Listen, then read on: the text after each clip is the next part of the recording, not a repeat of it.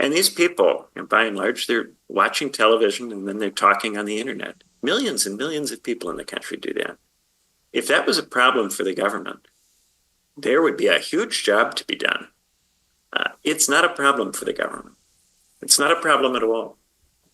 The stuff that people are doing that they think is dissent is not meaningful dissent from the point of view of the state.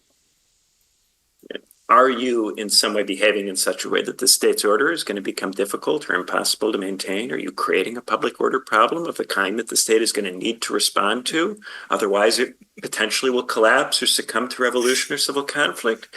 No, you're posting on the internet and watching television. And this is, and it's pride. It's pride. That's the other thing this stuff generates. Not just envy, not just wrath, pride. People think that because they're following the news, they're important.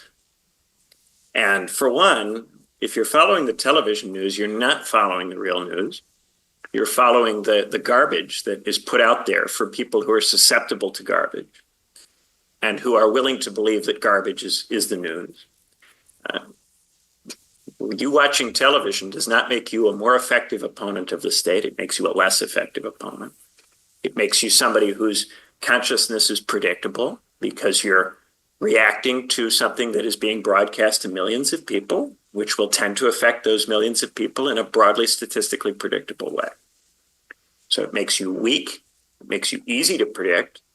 And if the state wanted to go after people who watch television, it wouldn't be that hard because they've already got a way of reaching them all at once with the same message. And they know plenty about how people respond to television. There's been plenty of research about that for decades and decades and decades. So